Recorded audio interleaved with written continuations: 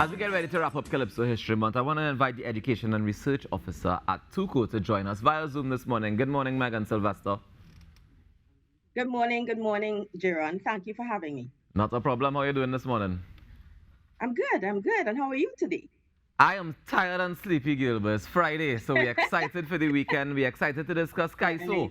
How has the Of month course. been treating the good folks at TUCO? Okay, so of course this month was a special month because we're in a special year because this year we had the focus on Tobago Carnival. And so that would have been the dominant feature of Calypso History Month, treating with a lot of Calypso activities in Tobago. Of course, we would have kept our usual cultural fair in Trinidad, but of course, as I said, the focus is more on Tobago.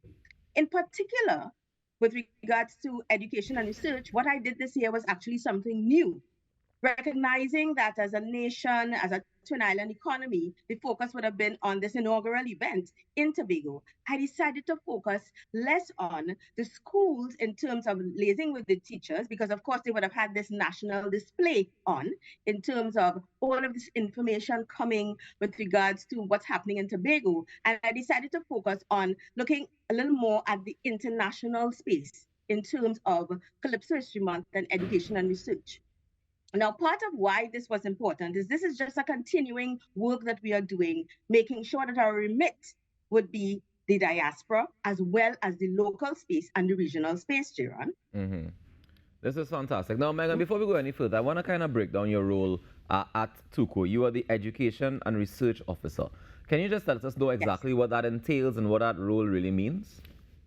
Right. So, as I was saying earlier, and this is why I really wanted to speak about that this morning, is the whole aspect of the broad remit of Calypso. We Right. recognize that it is mother music in terms of the impact that Trinidad and Tobago has had on the region and on the diaspora. But part of what my role is to ensure that our diasporic citizenry and all of the persons who are involved in that space are aware of what we are doing in Calypso, the changes that are taking place with Tuca in particular, and where we want to take Calypso. And so that is also part of what I do. So there's a national remit looking at the secondary schools, letting persons in Trinidad and Tobago be aware of what is taking place. Then we have the regional space in terms of when we talk about CARICOM, in terms of visiting with those islands, liaising with persons in those islands, letting them know about Calypso from Trinidad and Tobago, and in particular, heralding and treating with all of the Calypso history activity taking place across the region and across the diaspora. And then finally, getting into that international space to let persons who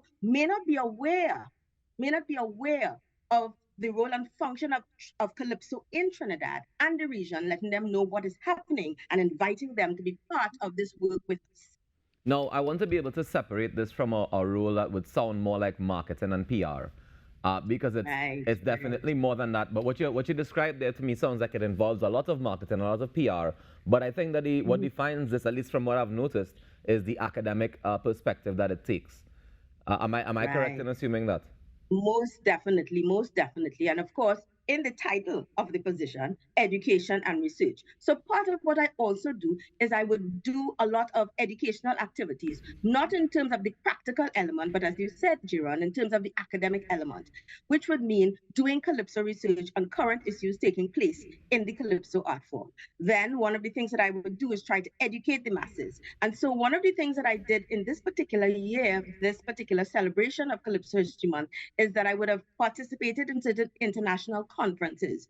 One such was the Association of Black Sociologists, where I went earlier in October to present a paper that dealt with the whole issue of that comparison between what is happening in Trinidad and Tobago, what happens with migration of our Trinidadian and Tobagonian Calypsonians, and indeed those persons from the region when they go to other spaces in the international arena and how they are treated, but also how their music is impacted. I would have looked at that sort of migratory movement. How does the sound of the music change with meter, cadence, rhythm, beat, style, and how that has an impact on what we hear? Yeah, because we have 2023 Carnival coming up. Are we going to be hearing a different type of sound? So we think about the influences of Afrobeat. We think about all of the other influences of music and how is that going to have an impact on the sound of Calypso and the sound I included as well, soca for 2023 Carnival. Nice. And that inclusion of soca, like you mentioned, is that something that usually happens in these academic presentations or papers, especially when we dealing with Calypso? Yes, most definitely. So that is, and that's a very interesting question, Jiron. So from our standpoint, when I say our, we think of Trinidad and Tobago, we think of Calypso, and we tend to, since 1974 thereabouts with Ras Shorty, I think about that movement or that separation in terms of soca music. But in the international space, they tend to recognize Calypso as the dominant music. And so when I infuse information about soca music, I have to speak to a sped up, as it will, a type of calypso in terms of the beats per minute, etc. And so that I tend to fuse that and speak about that hybrid, taking place, and all of the changes and derivatives. And I speak about the different types of soca music that emanate out mother music, calypso.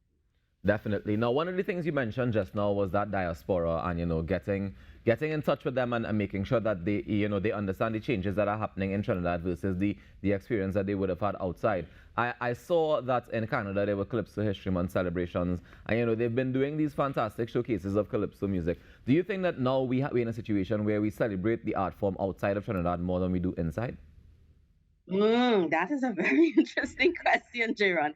I would want to hope that Trinidad continues in this zest and fervor for the celebration of Calypso, because, as we say, Calypso has no season. And so it becomes important to understand, even though we celebrate it and put a focus on it in October, and I dare say September, October, and November as well, as the events have grown, we recognize that because we are doing, as you mentioned before, the marketing, and the public relations that has really increased in Tuco in terms of where we take Calypso. We see that we've started to invite other spaces, of course, within the diaspora, to come join us and celebrate. And how do they do that? They send the information to us to let us to add it to our calendar so that persons are aware, listen, this activity may not be taking place in Trinidad, but is taking place somewhere else, celebrating Calypso History Month. So we see parts of Europe, we see in England, we see in other parts of the Caribbean as well. There is that celebration of Calypso History Month together with Trinidad and Tobago. Fantastic.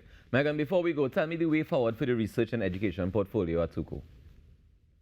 Well, one of the things that I want to focus on is this strengthening of our connection with the outside world, because I think that we understand within Trinidad and Tobago what Calypso means to us. We want to sort of deepen and widen that appreciation for Calypso, but I also think the remit involves increasing that range, that bond, as it will, to let people know. And so one of the other things that I did, speaking about that international conference that I attended, which was in Chicago, so I brought that to the United States. But then what I also did is I did a seminar at the University of the West Indies, Mona campus in Jamaica. All right, because we know that increasingly Jamaicans have been becoming more involved in understanding Trinidad Carnival and indeed beefing up, as it will, their carnival celebrations. And so that is another thing that I want to start doing in terms of my reach, right? Digging into that diasporic space and inviting people to join with us. But also I did that presentation in Jamaica to let students, in that space be aware, and other academics in that space be aware. Listen, Calypso is something that we could interrogate, something that we could talk about, something that we could argue about. We can talk about the contribution that has been made by so many significant Calypsonians. And I want to also mention Calypsonian Explainer, who actually had such a remarkable career in terms of his repertoire, but also the impact that he had on the art form. And so I would have spoken about his contribution in particular and played music that he would have contributed to the art form, especially focusing, of course, on the song Lorraine, which is talking about being outside and wanting to come back. So you see that link to the diaspora. It becomes so important to look at the lyrics, talk about what is important to us, and see how it comes out in the music. Megan, congratulations on another fantastic Calypso History Month. We look forward to all the work that you're going to continue doing, and of course, stay in touch with us, Okay, thank you, and thank you for having me, Jiran. No problem. Take care. Enjoy your day. That's Megan Sylvester, the Research and Education Officer at TUCO, just giving us a little update on, the activities that's been going on for Calypso History Month and what's planned for the days and years ahead. We give you more inside the Now Morning Show. When we come back, we're going to talk a little bit about a theatrical production that's coming up soon. Stay tuned. It's the Now Morning Show.